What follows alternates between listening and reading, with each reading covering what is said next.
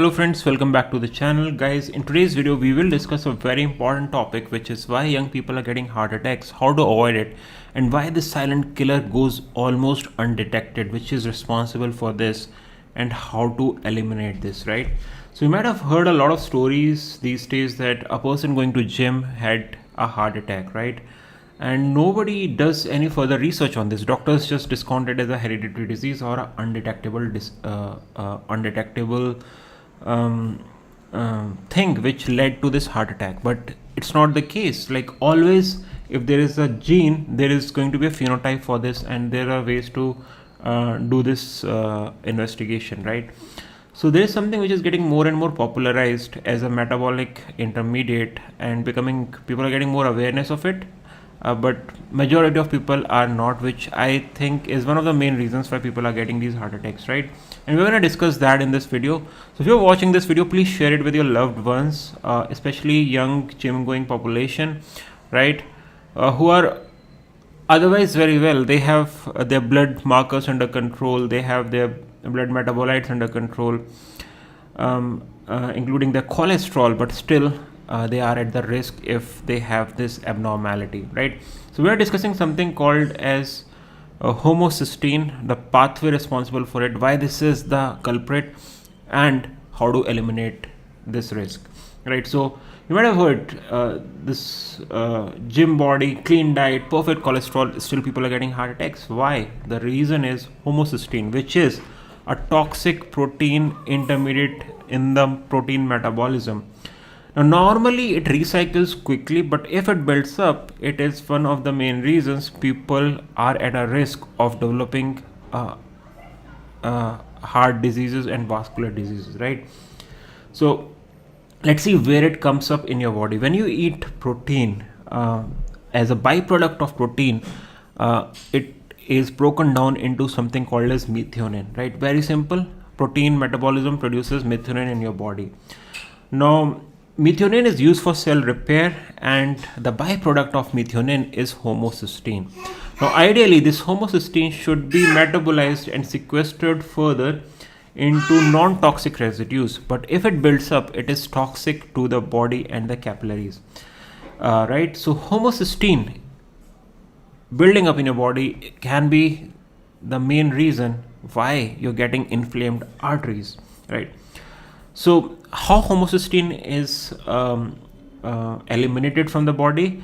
Homocysteine is basically, there are two ways to do it. First route is to recycle the remethylation pathway, and second is the transsulfuration pathway.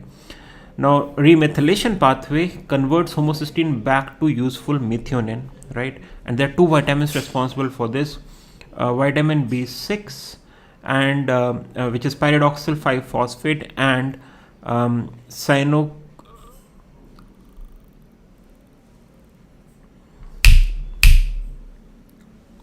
Now your body has two escape routes for this methionine. Now your body has two escape routes for this homocysteine buildup. Now what are these? First is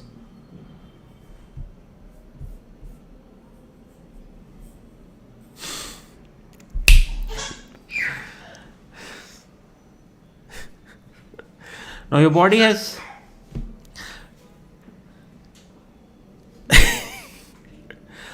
now your body has two escape routes for this methionine. Now your body has two escape routes for this homocysteine buildup. First is the recyclation pathway, and second is the neutralization pathway.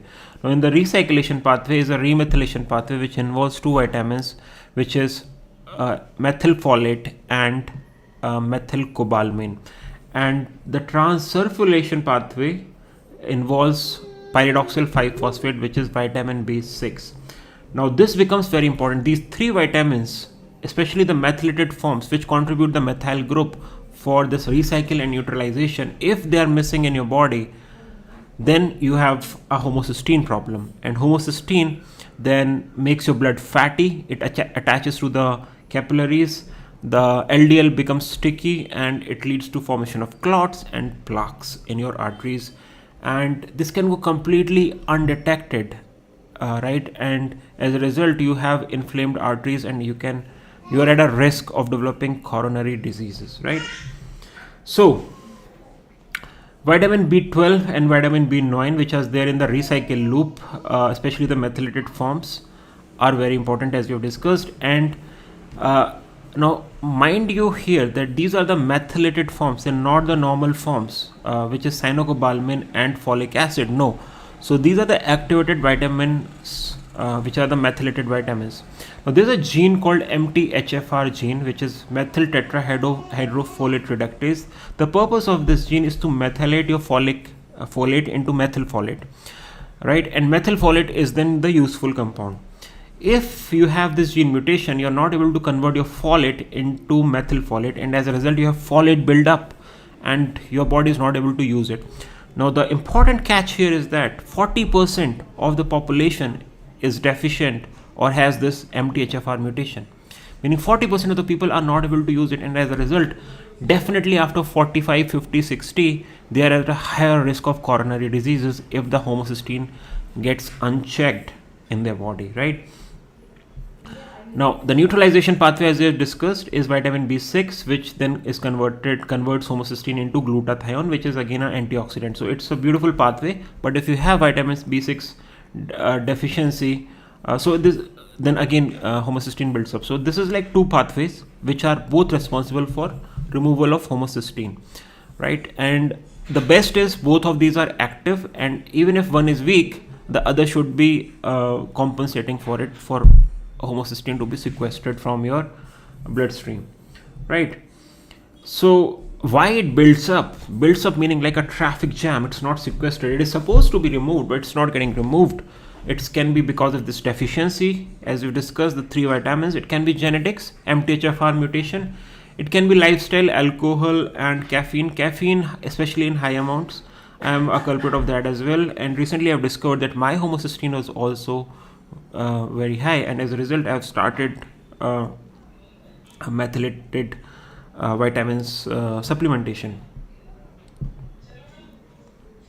So the caffeine removal again takes a lot of methyl groups, so it depletes your body of the methyl groups which are responsible for homocysteine removal. And again, stress also eliminates B vitamins, which are the essential B vitamins. So supplementing for activated B vitamins is very, very, very crucial. Now this we have seen, right? So this assault on your arteries, when it is happening as a result of homocysteine, what ends up happening is that you can see from this slide, homocysteine damages the internal wall of arteries, and you have something called as clogged arteries, right? And mostly this happens around the heart, so that's why we have something called as coronary heart disease, right?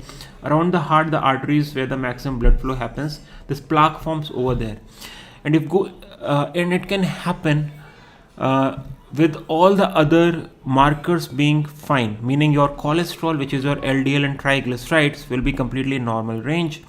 Your fatty liver enzymes like SGPT, ALT will be fine, but still you can have homocysteine built up, right? But one marker where it will reflect is the hsCRP, which is the inflammation marker, because when it will irritate these arteries by sticking to the arteries walls, it will have internal inflammation markers, right, which will reflect in your hsCRP spikes.